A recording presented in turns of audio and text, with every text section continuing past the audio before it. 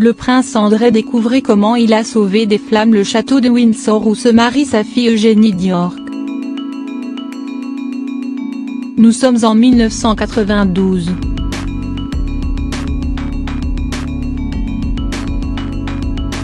Une année noire pour les Windsor.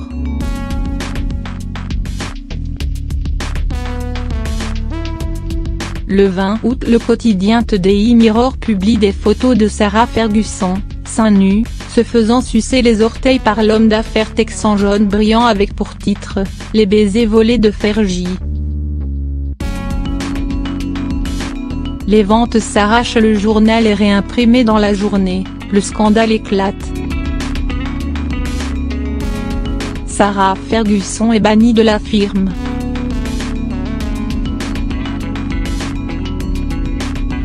Quatre jours plus tard, c'est le Sun qui sort en mettant à la une « Ma vie est un enfer », en reprenant des propos de Lady Di.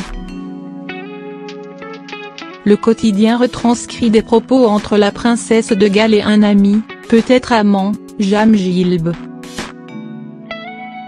Leur conversation est truffée de mots doux et c'est un scandale de plus pour la couronne. La monarchie est ébranlée.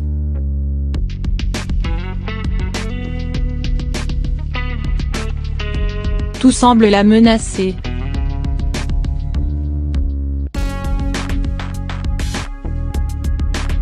La reine essaye de resserrer les liens de la firme autour d'elle. En vain.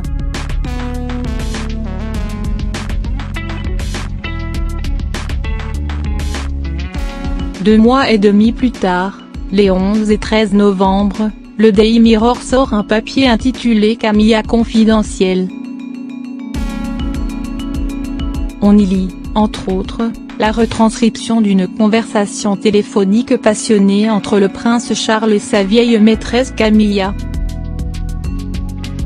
Le prince y exprimait son désir d'être réincarné sous la forme d'un tampon hygiénique de son amante et une exclusivité mondiale, une explosion de plus au sein des murs de la firme. La reine devient folle.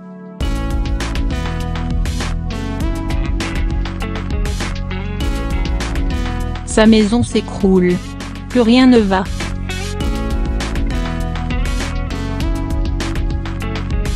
Le destin semble contre elle.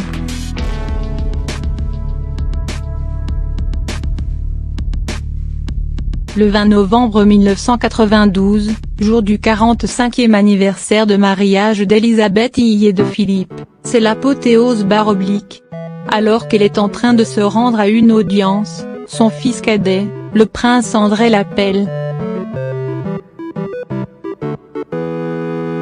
Il est au château de Windsor, seul.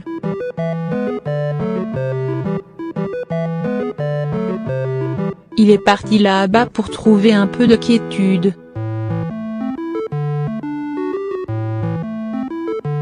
Il sait qu'il doit divorcer de Sarah Ferguson, il n'a plus le choix et… Au beau milieu de ses réflexions, un incendie se déclare. Gigantesque. Impressionnant.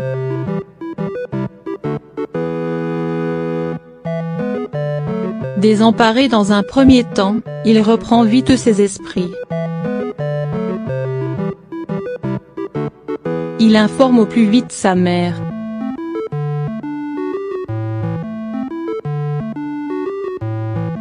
Le constat est dramatique, suite aux travaux de rénovation de l'installation électrique, un projecteur a explosé au rez-de-chaussée de l'aile nord-ouest, mettant feu à un rideau dans la chapelle privée.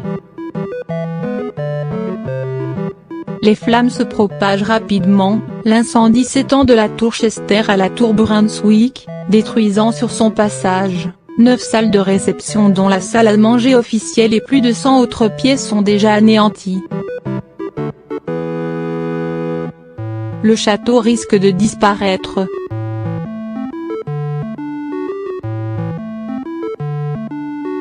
Le prince André prend son courage à deux mains, fait évacuer les lieux, se joint aux nombreux volontaires dont des membres des Horsesguard et le doyen de Windsor pour sauver les tableaux, les meubles et autres objets de valeur. Il ne s'écoute plus, agit, organise les secours. Il fait preuve d'un sang-froid étonnant, tous louent son courage et sa rapidité d'esprit. Elizabeth I, effondrée, arrive sur place à 15 h. Elle remercie son fils d'avoir pris la direction du sauvetage. La reine voit disparaître le château de son enfance. Elle interprète cet incident comme un châtiment divin pour la mauvaise conduite de sa famille. C'est une femme meurtrie qui regarde le toit de ses appartements officiels s'effondrer. Symbole d'une famille unie qui explose.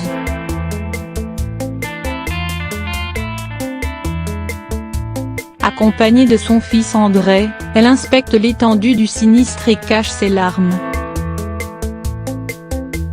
Son cadet l'aide à ne pas sombrer dans la folie ce jour-là. Elle lui en sera reconnaissante toute sa vie.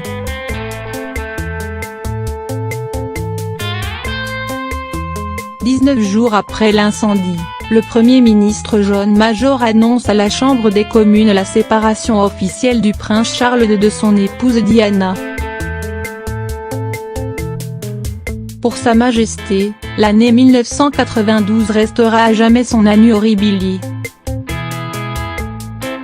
Inoubliable et